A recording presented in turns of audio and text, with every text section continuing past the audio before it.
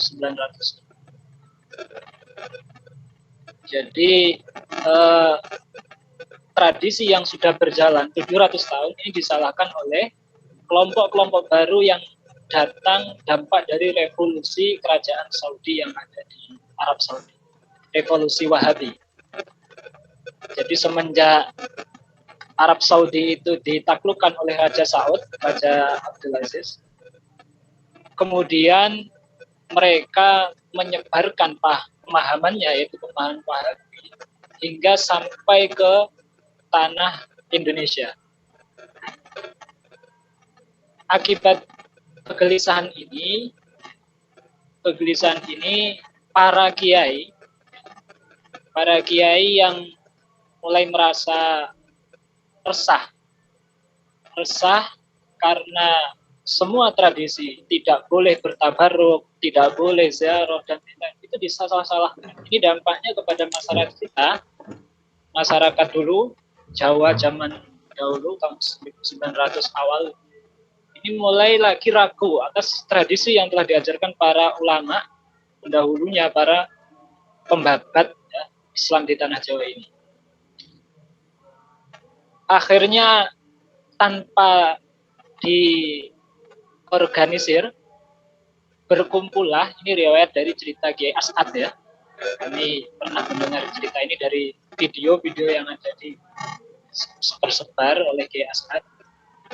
Dia menceritakan bahwa tahun 1920 tepatnya, keresahan ini akhirnya para ulama seluruh Nusantara, termasuk Kiai Hasyim Asy'ari, semuanya, Kiai Hasyim, ini sowan kepada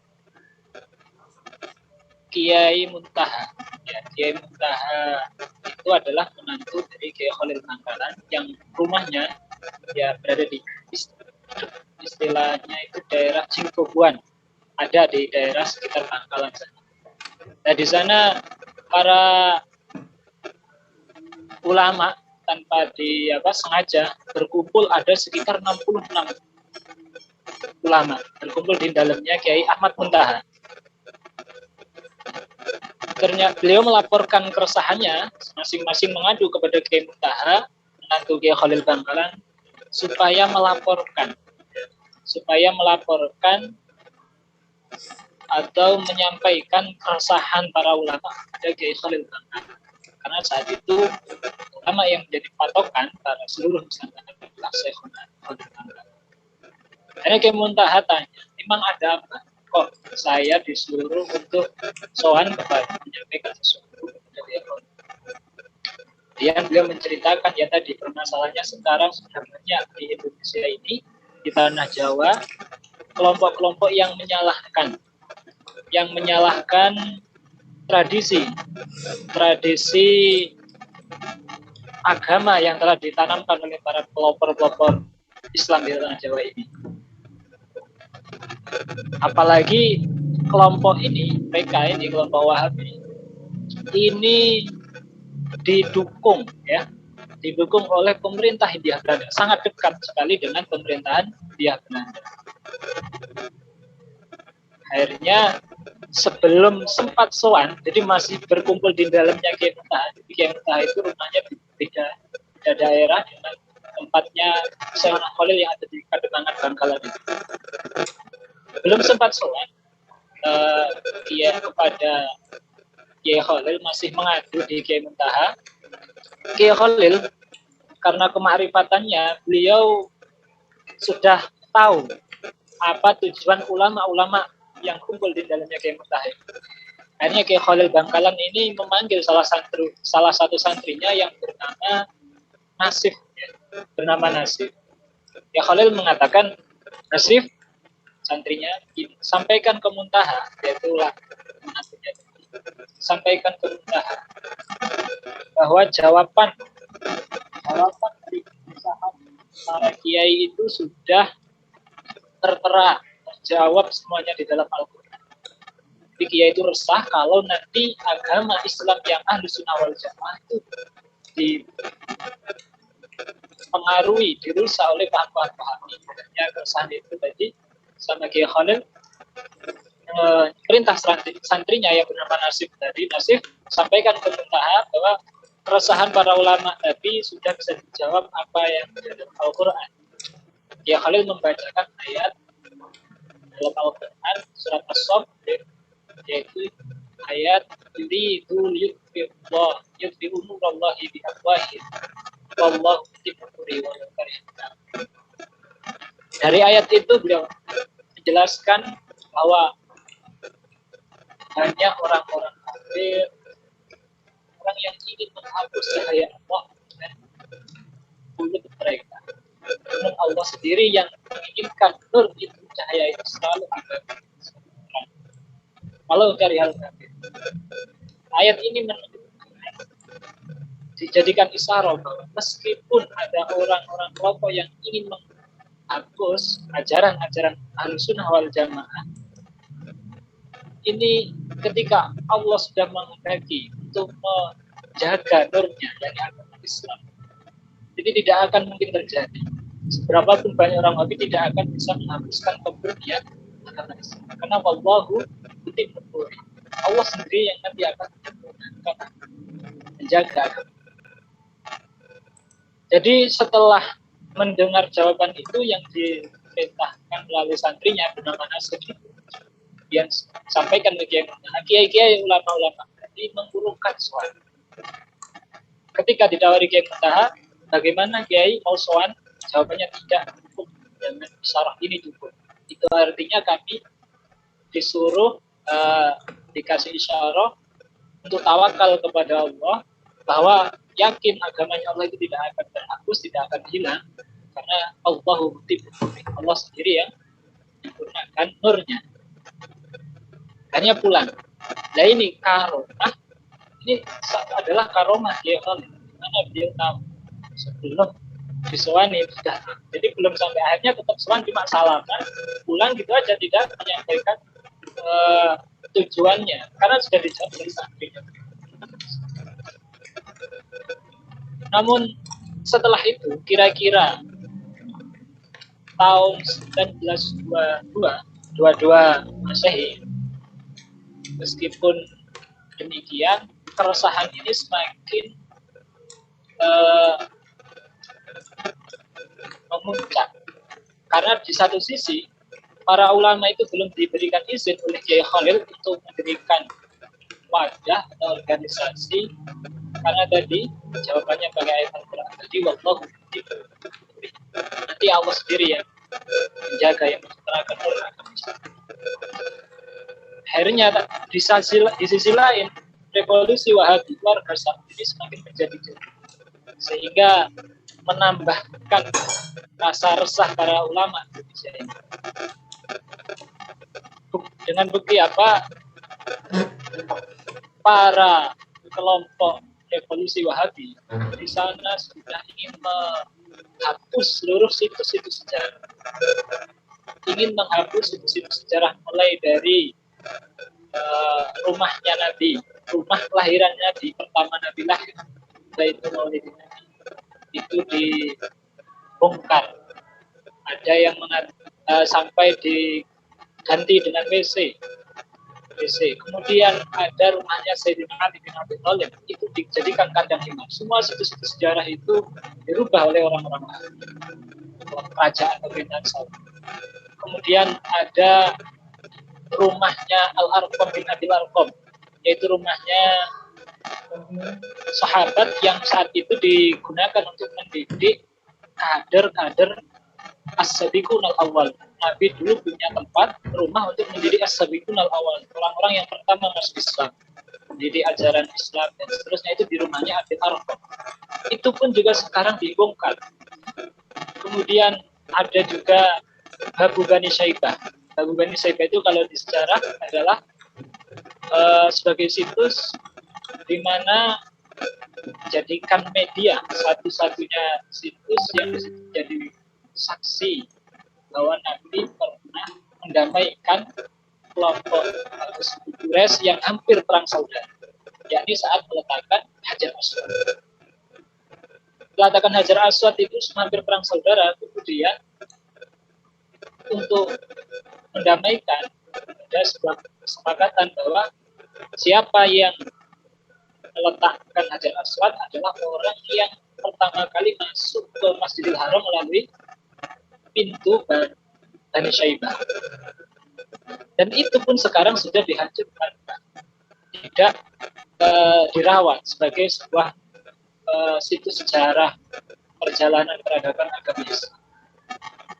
Jadi semua situs-situs sejarah, bahkan makamnya Mahla, makam Sayyidah Khadijah, Sayyidah Abu Bakar, semua diratakan dengan di Madinah, pakai makam-makamnya Zaujatin Nabi, semua diratakan di sana, tidak bisa membedakan mana makam Sayyidah Sofiyah dan lain-lain. Puncaknya adalah mereka ingin membongkar makamnya Nabi Muhammad SAW. Nah, puncaknya ini karena dianggap itu sebagai tempat kemusyrikan. Dia meminta kepada kuburan mengkultuskan tempat-tempat sejarah. Nah, ini dianggap oleh beberapa ulama sebagai sumber kemusyrikan agama Islam. Akhirnya kabar bahwa pembongkaran makam Nabi itu terdengar sampai ke para ulama yang ada di Nusantara, termasuk di Rasulullah, kemudian di Hasyim Asy'ari. Berkumpullah, ya. Akhirnya berkumpullah. Jadi meskipun sebenarnya Kiai Hasyim Asy'ari ini setelah sowan tadi karena belum diizinkan oleh Kiai Khalil untuk mendirikannya, dia tidak berani. Mendengar ini Kiai Wahab langsung sowan kepada Syekh Hasyim Asy'ari. Bagaimana kalau kita ingin mendirikan wadah organisasi yang menjaga Ahlussunnah wal Jamaah atau perkumpulan para ulama? Ini Jamiyatul Ulama, istilahnya Kiai Wahab Yasin Jamiyatul Ulama. Tapi karena belum mendapatkan isyarah dari Kiai Khalil Bangkalan, Kiai Hasyim Asy'ari tidak berani menjawab. Untuk mengiyakan mendirikan itu tidak berani.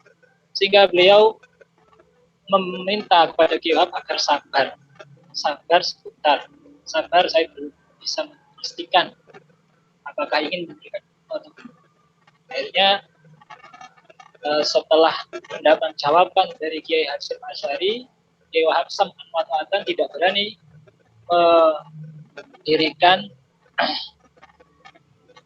mendirikan Jam'iyah karena belum dapat izin Habib Syekh Hasyim Asy'ari. Para ulama juga tahun 1902 itu berkumpul membahas isu-isu Wahabi ini.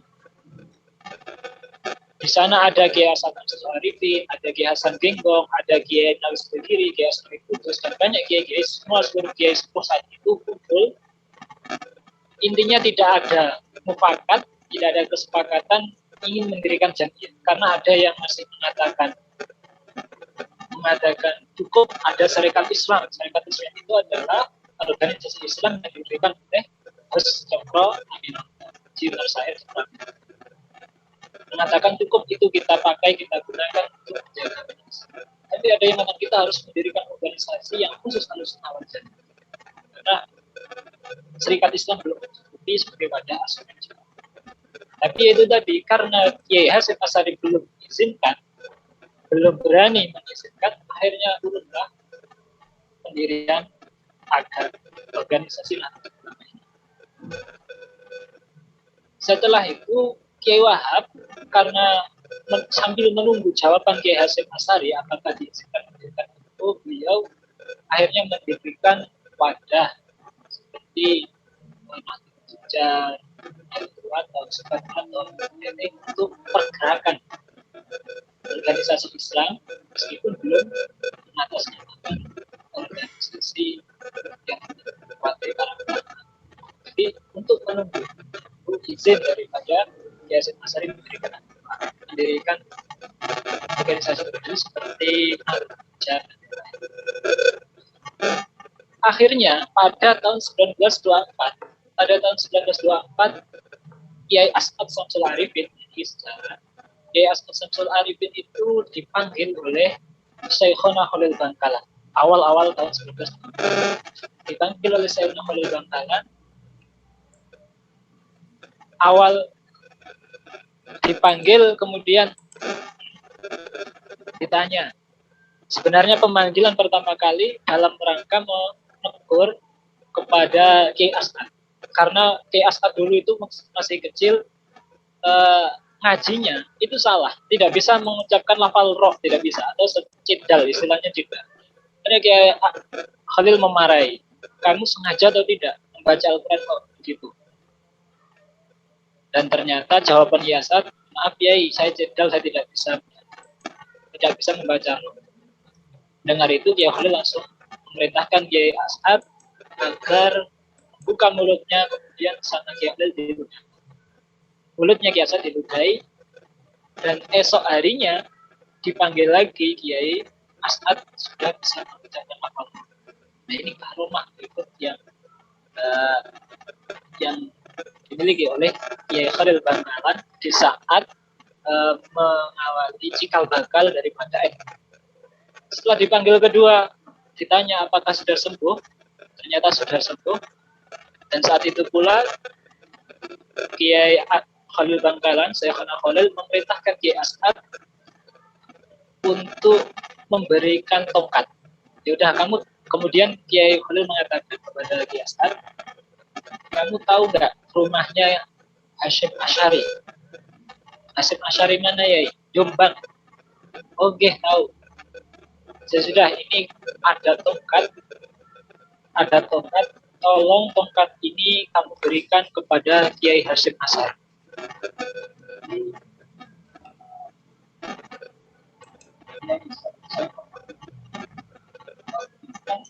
Tongkat kepada Kiai As'ad agar diberikan kepada Syekhuna Khalil.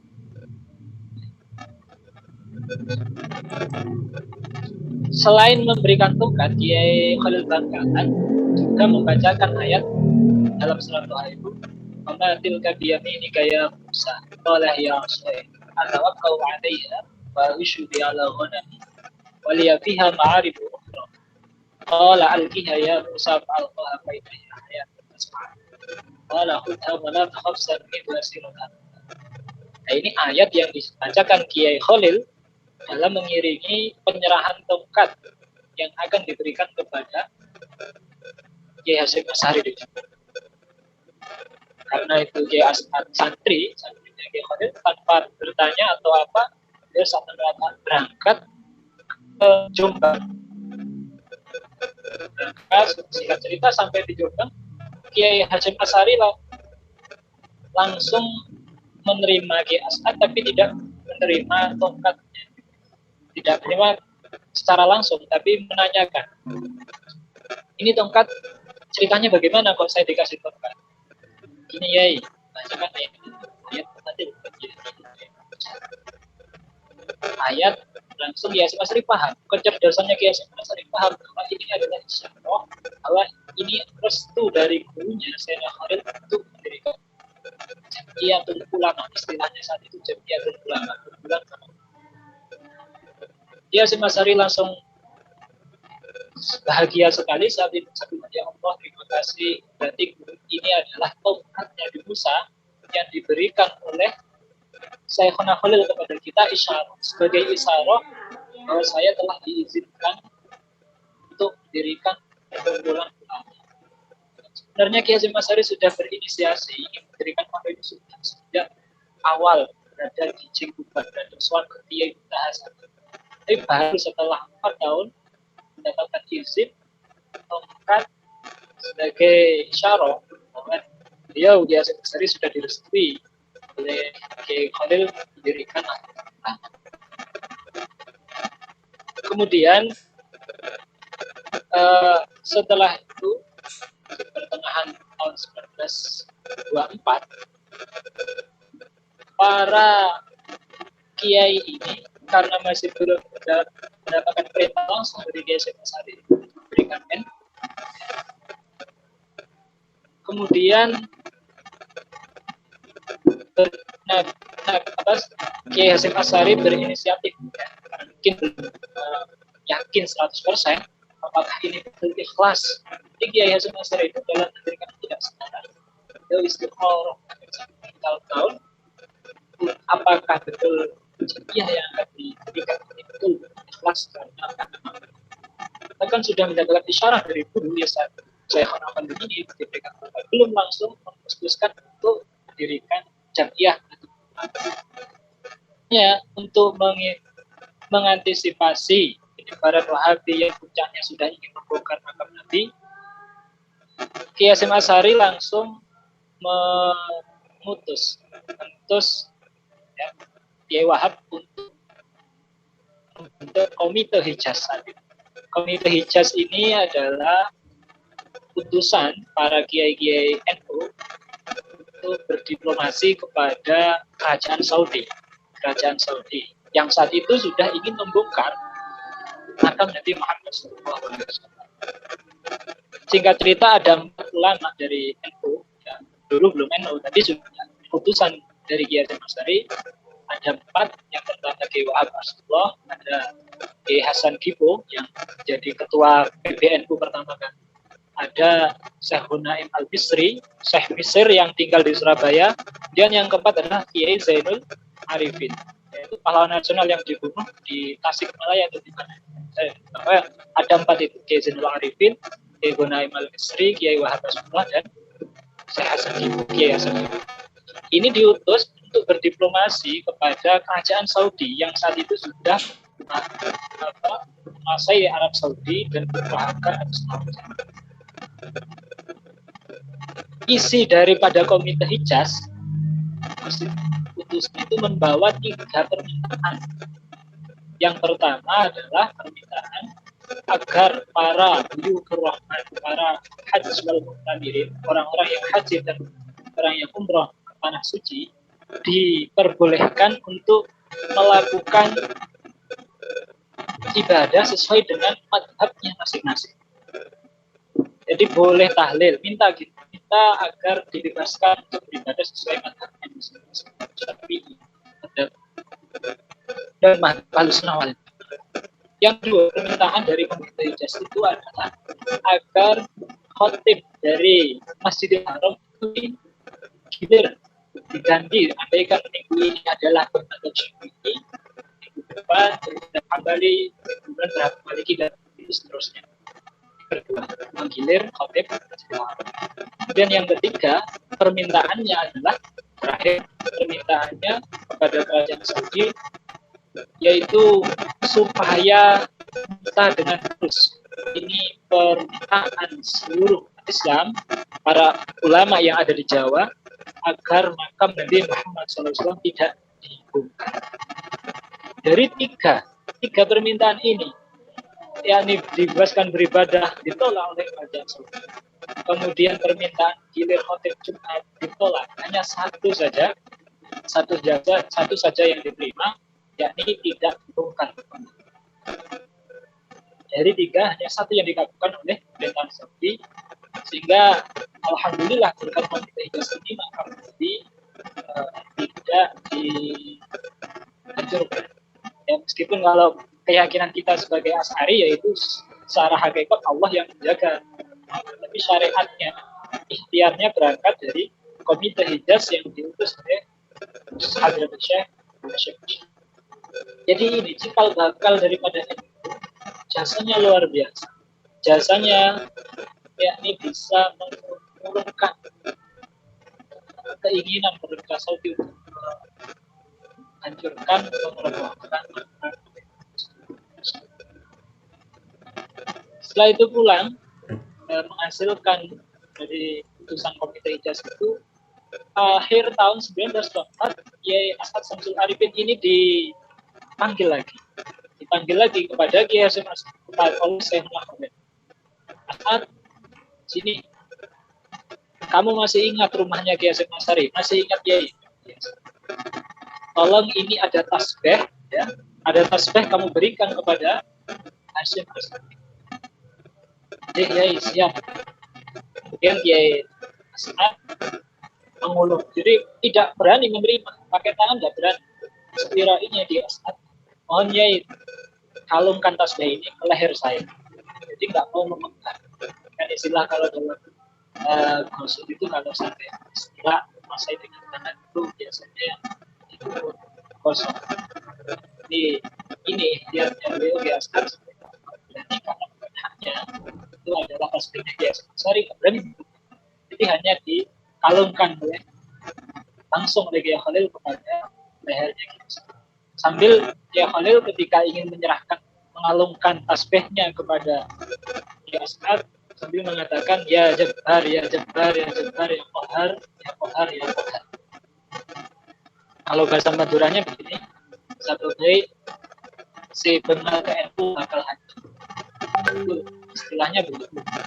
Atau kalau di Indonesia kan, siapa saja yang berani ke Jamiatul Ulama saat itu adalah Jamiatul Ulama akan hancur. Siapapun yang berani memusuhi Jamiah Ulama akan hancur. Ini adalah wasiat Kiai Khalil Bangkalan saat memberikan tasbih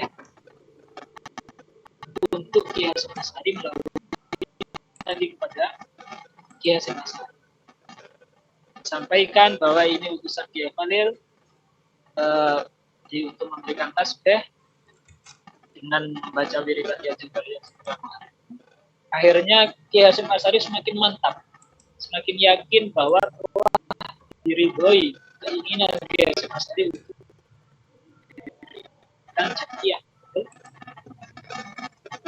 Puncaknya pada tanggal 16 Oktober sekarang 31 Januari tahun 1999 dideklarasikanlah organisasi. Jadi dari kisah ini bisa kita petik bahwa bagaimana keikhlasan para mahasiswa ulama, para pendiri dalam mewujudkan Jamiah ini. Jadi tidak sembarangan keinginan ingin populer, keinginan ingin mendapatkan tidak.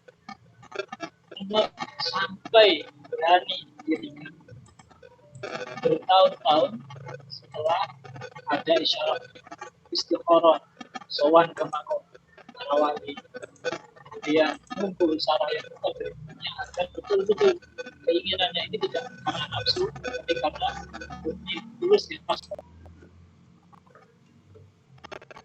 Jadi saya yakin bahwa begitu barokahnya NU ini. Lihat bagaimana NU ini diridhoi oleh wali-walinya. Saya yakin seorang Khalil untuk beraulia beliau meridhoi apa yang diridhoi para wali. Saya yakin ya, Jamiah ini penuh. Apalagi tadi Kiai Hasyim Asy'ari, Kiai itu wirainya proses tinggal bakal ada Kiai bagus. Maka dari itu di momen hari lahir ini saya ingin flashback lagi bagaimana pada proses ini kita yakin saja kita jangan keluar dari organisasi ini, nggak usah ingin coba ikut-ikut organisasi lain-lainnya, karena yakin dari kisah tadi proses dirinya dikoroi oleh para wali.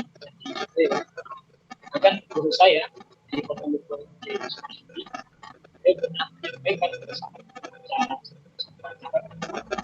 bahwa siapa saja yang memusuhi NU kalau dia itu organisasi maka organisasi itu akan benar. Kalau yang memusuhi itu adalah wali, maka walinya itu jauh dari saya. Dan itu saya yakini sampai kapanpun kalau NU dimusuhi itu organisasi benar, kalau itu berupa wali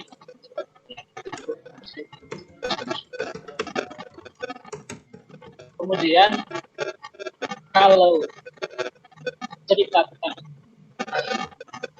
bahwa Gus Dur itu pernah menyampaikan kenapa beliau melakukan sekali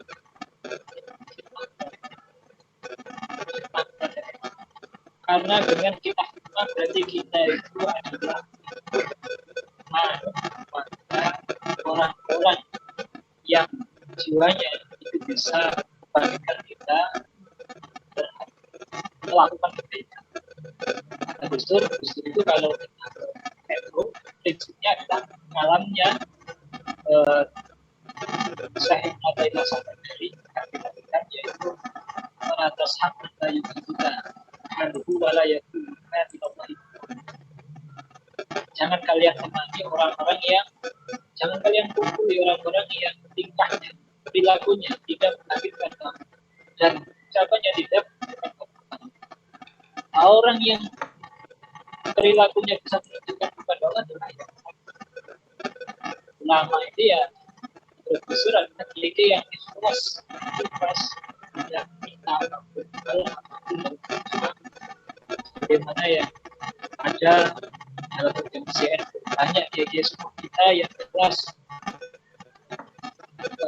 fitnah itu demi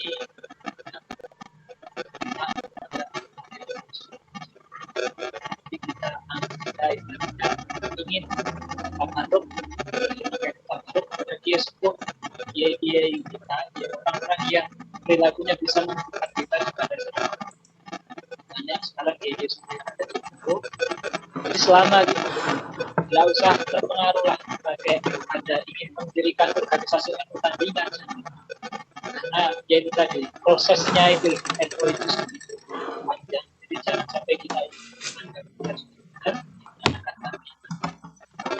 mulai ini jangan sampai yang dulu diri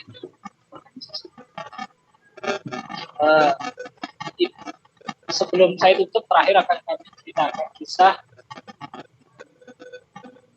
surat yang ada yang ditemukan di permakaman Ampel yaitu manuskripnya Sunan Ampel. Jadi Sunan Ampel itu dulu ya Sunan Ampel dulu itu menulis dan tulisannya kurang lebih bahwa ketika Sunan Ampel belajar di Madinah kemudian beliau mimpi bertemu Rasulullah dan Rasulullah berkata kepada Sunan Ampel Rasulullah mengatakan ya Rahmatullah bawalah ajaran Ahlussunnah wal Jamaah ini ke Pulau Jawa karena di sini yaitu di Arab sendiri tanah kelahiran Ahlussunnah wal Jamaah sudah tidak mampu menjaganya. Semenjak itu Sunan Ampel langsung dakwahnya ke Jawa ke Indonesia karena mendapat isyarat dari Nabi kelak itu 700 tahun sebelum adanya Wahabi kelak tanah Arab ini sudah tidak mampu menjaga Islam. Dan itu terbukti sekarang Arab Saudi sudah dikuasai oleh paham-paham yang jadi Sunan Ampel itu dapat isyarah langsung berangkat ke tanah Jawa untuk menyebarkan dan alhamdulillah setelah penyebaran para Rasulullah sampai sekarang harus masih eksis di Indonesia. Itu artinya apa? Bahwa estafet penjaga Ahlussunnah wal Jamaah selain di daerah-daerah lain, tapi salah satunya ulama Jawa ini mendapatkan amanah langsung dari Rasulullah sebagaimana yang diterima oleh intinya Sunan. Makanya sebenarnya para dahulu mahasiswa agama ini ingin menjaga Ahlussunnah sampai istiqomah.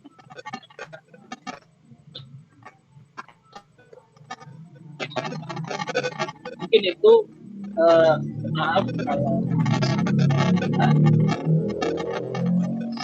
mungkin hanya itu yang kita sampaikan. Saya cerita saja nanti untuk satu itu ya beliau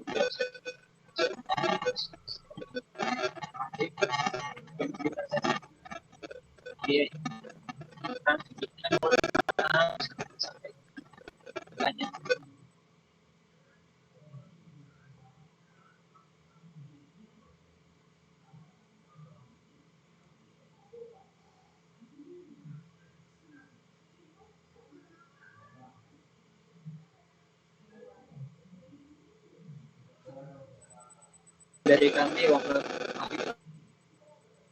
Recording in progress. Waalaikumsalam warahmatullahi wabarakatuh. Terima kasih kepada Al Mukarram Kiai Intihaul Fudola atas pemaparannya tentang sejarah berdirinya NU yang dimulai dari keresahan-keresahan para kiai awal abad ke-19, tepatnya di 1920, dan cerita-cerita sampai ke manuskrip dari Sunan Ampel yang mungkin ada sebagian dari kita yang baru mengetahuinya. Terima kasih sekali lagi kami ucapkan kepada Kiai Intihaul Fudola. Semoga apa yang disampaikan beliau bermanfaat bagi kita, menambah wawasan kita, dan wejangan-wejangan beliau itu bisa kita pegang. Oke, mungkin tadi ada akhir-akhir agak kurang jelas di ininya, di pemaparan dari Kiai Intihaul Fudola. Tapi ala kulli hal bisa kita dengarkan rentetan sejarahnya dari awal mula berdirinya NU sampai direstui oleh Syekhona Khalil sampai sekarang. Kemudian memasuki ke materi kedua, yaitu Al-Mukarram Syekh Al-Ustadz Azra Halim PSC, Rais Suriah PCI NU Yaman. Ya, lo Pak Supe, kepada beliau.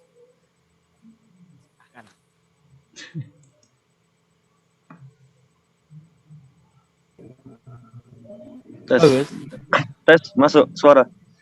Masuk Gus. Yang tahu sinyalnya Wawan. Sinyal Yaman. Assalamualaikum warahmatullahi wabarakatuh. Salam. Bismillah, alhamdulillah, wassalatu wassalamu ala rasulillah Sayyidina Muhammad bin Abdullah wa ala alihi wa sahbihi wa man tabi'ahudah, la hawla wa la quwata illa billah, amma ba'd.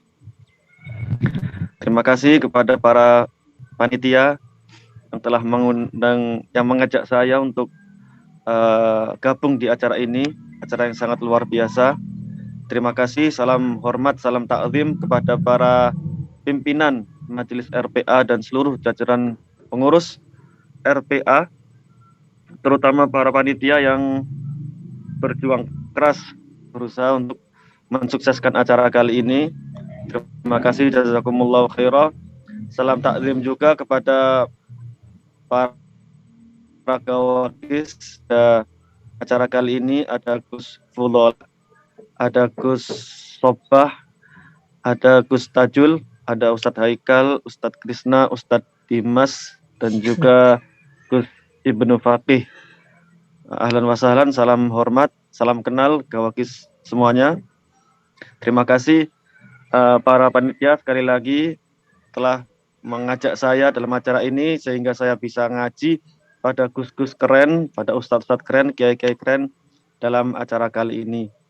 Alhamdulillah kita saat ini tepat pada tanggal 31 Januari, tepat pada tanggal di mana NU berdiri. Kita bersyukur kepada Allah atas nikmat adanya NU, nikmat kita menjadi bagian dari NU, kita menjadi bagian dari murid-murid atau santri-santri ulama NU, kiai NU, habaib NU, dan seluruh guru-guru yang bernisbat pada organisasi yang luar biasa kali ini. NU ini tentu saja organisasi sangat luar biasa, organisasi wadah para ulama yang Masya Allah sekali. Di dalam NU ini ada ratusan bahkan ribuan para ulama, para kiai, para habaib yang ikhlas, yang tulus berjuang karena Allah, karena Rasulullah. Tidak ada niat duniawi sama sekali, sangat banyak sekali. Di wadah ini juga banyak para ahli, para ulama, para alim, para pakar dalam bidangnya, para kiai ulama yang pakar tafsir, banyak sekali pakar fikih, justru sangat banyak sekali pakar usul, pakar hadis, banyak sekali yang pakar-pakar dalam wadah Jam'iyah Ulama ini, Jam'iyah Nahdlatul Ulama ini. Sangat luar biasa, bahkan di akhir-akhir ini juga banyak sekali pakar-pakar yang juga ahli dalam bidang sains, pakar kedokteran, pakar teknologi, dan luar biasa sekali. Kepakaran-kepakaran itu, kealiman-kealiman itu, keulamaan dan keahlian itu juga terlihat tidak hanya pada ulama-ulama sepuhnya. Kalau ulama-ulama sepuh memang la syakka, tidak ada keraguan sama sekali atas kealiman-kealiman beliau, terutama yang di atas umur 80, umur 70, 60-an, sangat banyak sekali para ulama sepuh NU yang kealimannya luar biasa. Tapi di samping itu, para generasi muda, kiai-kiai muda NU juga sangat banyak sekali yang alim, yang masih di umur muda, relatif muda.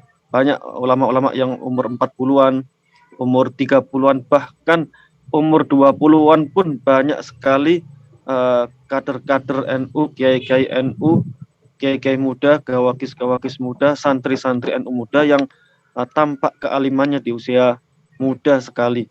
Mungkin di sini juga terlihat ada Gus Sobah. Gus Sobah ini luar biasa, pakar akidah, pakar teolog. Dalam acaranya atau dalam jamaahnya di tengah logika, Masya Allah, luar biasa. Itu termasuk salah satu Gus yang kiai muda, ulama besar, yang masih berumur relatif muda. Ada juga barusan Gus Fudola, ada Gus Tajul, itu juga pakar fikih, pakar bahsul masail. Jadi di NU ini wadah yang sangat luar biasa, dari generasi muda, generasi sedengan atau generasi sepuh, banyak sekali tokoh-tokoh yang kealimannya luar biasa.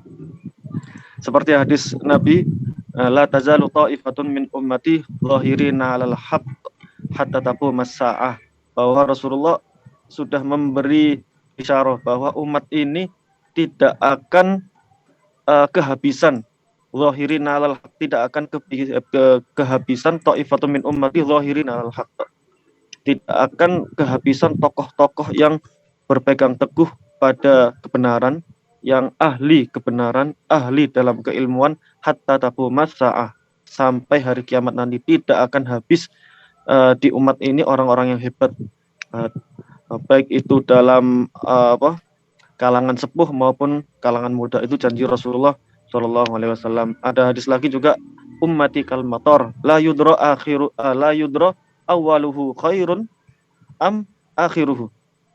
Kata Rasulullah, umatku ini ibarat seperti hujan.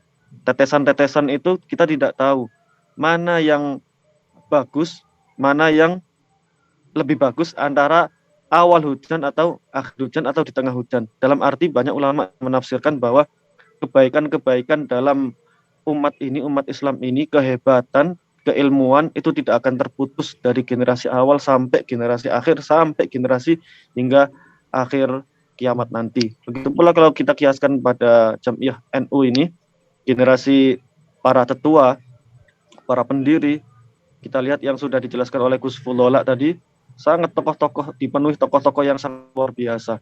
Namun bukan berarti setelah generasi itu tokoh-tokohnya hilang, tidak. Tapi setelah itu lahir terus generasi-generasi yang luar biasa seperti janji Nabi, dan juga begitu pula NU yang sangat berkah ini. Sekali lagi, NU ini wadah ulama ratusan bahkan ribuan, baik dari kalangan yang tua, kalangan sedengan maupun kalangan yang masih muda umur 20-an. Itu sangat banyak sekali ulama yang ada di wadah ini. Begitu pula lahirnya NU ini. NU itu seperti Gus Fudla jelaskan, Jam'iyah Ulama, perkumpulan para ulama, itu juga kumpulan dalam satu majelis para pakar-pakar ahli dalam bidang fikih, dalam usul, dalam tafsir, dalam hadis, berkumpul menjadi satu, membahas tentang problematika umat. Lahirlah Bahthul Masail, itu juga tidak jauh atau bahkan bertepatan ya dengan lahirnya NU, lahir juga Lajnah Bahthul Masail. Bagaimana para ulama kumpul, mumpung kumpul ratusan ulama yang pakar ilmu itu, yang ilmunya sangat luar biasa, itu kumpul membahas tentang problematika umat. Itu juga salah satu nilai positif Jam'iyah Ulama.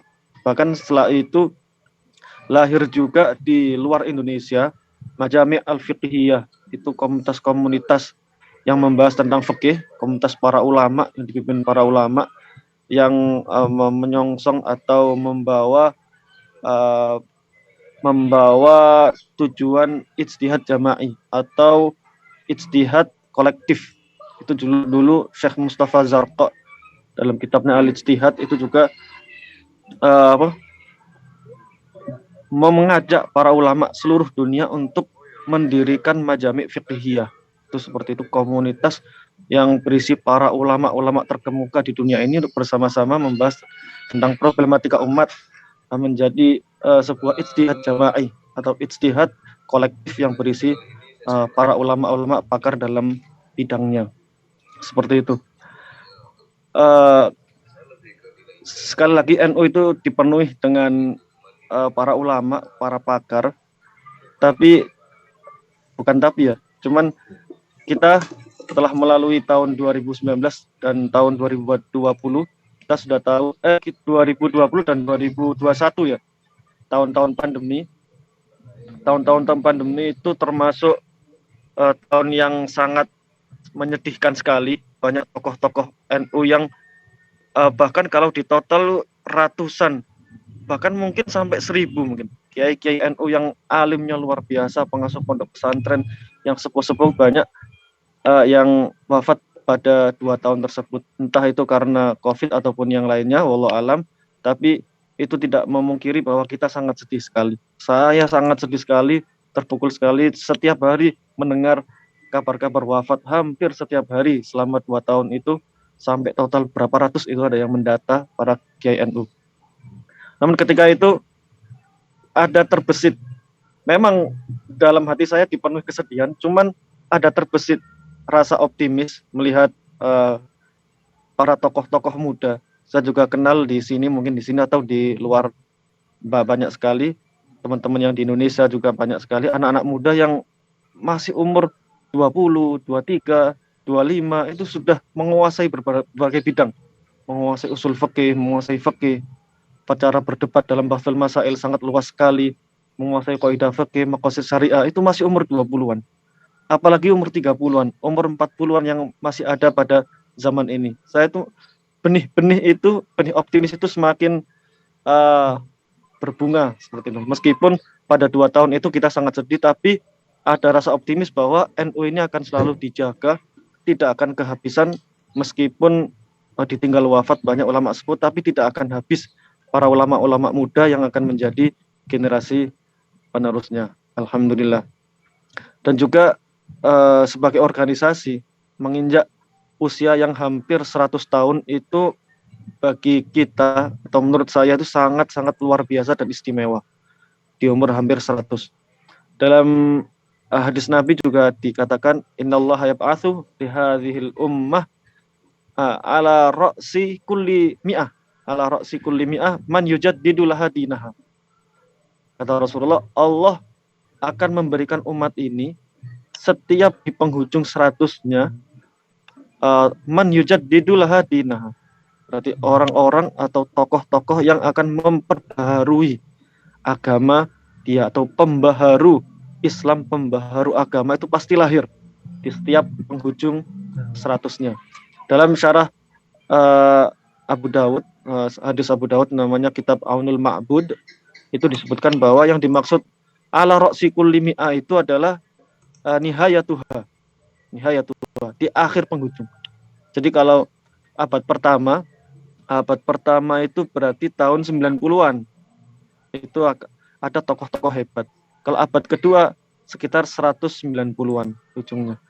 Kalau dalam banyak pembahasan tentang siapa mujaddid dalam setiap era atau qarn, itu yang hampir disepakati pada abad pertama adalah Sayyidina Umar bin Abdul Aziz.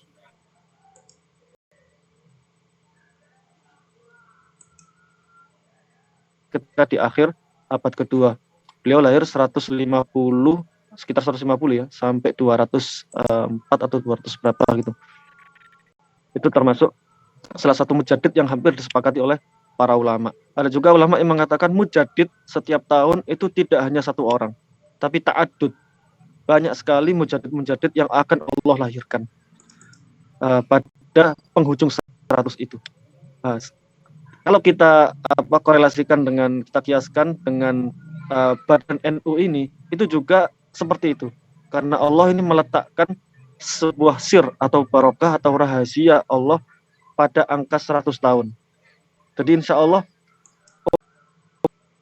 umur NU yang ke-96 ini nihayatul mi'ah sanah. Berarti 100 di penghujung 100 tahun ini Allah akan melahirkan mayyujadidul hadinaha, orang-orang yang memperbaharui apa yang dimaksud dengan tajdid atau pembaharu dalam agama. Satunya lebih ringkasnya tajdid itu menghidupkan kembali syiar-syiar ilmu keilmuan Islam seperti pada awal jayanya Islam di awal-awal era keemasan, era sahabat, era itu tahun setiap 100 tahun, ujung tahun akan melahirkan tokoh-tokoh yang luar biasa yang memperbaharui, yang menghidupkan kembali syiar-syiar agama, syiar Islam. Kalau kita kiaskan, insya Allah di penghujung menginjak ke 100, Allah akan melahirkan kembali tokoh-tokoh yang yujaddid linnahdiyin an-nahdoh istilahnya, nahdlatul ulama. Allah akan melahirkan atau menghidupkan kembali ajaran Islam nahdiyah yang seperti kita kenal para pendiri kiai-kiai NU yang luar biasa, yang banyak di antara mereka yang makomnya, kewaliannya terlihat, yang tampak sekali. Mungkin cukup sekian dari saya. Sekali lagi salam takzim kepada para hadirin semua, terutama para gawakis, ada Gus Sobah, ada Gus Fulola, Gus Tajul, dan Gus Ibn Fakih, Ustadz Haikal, Ustadz Krisna, Ustadz Dimas, dan seluruh pengurus RPA. Terima kasih telah mengajak saya gabung di sini, bisa ngaji bersama gawakis yang keren-keren, yang luar biasa, yang insya Allah menjadi man yujaddid linnahdoh, ini orang-orang pembaharu ini seperti Gus-Gus yang saya sebutkan ini. Insya Allah Ta'ala saya bangga melihat beliau-beliau ini, optimis bahwa NU akan hidup sampai sepanjang masa dengan tokoh-tokoh yang luar biasa seperti ini. Cukup sekian. Wassalamualaikum warahmatullahi wabarakatuh. Waalaikumsalam Assalamualaikum warahmatullahi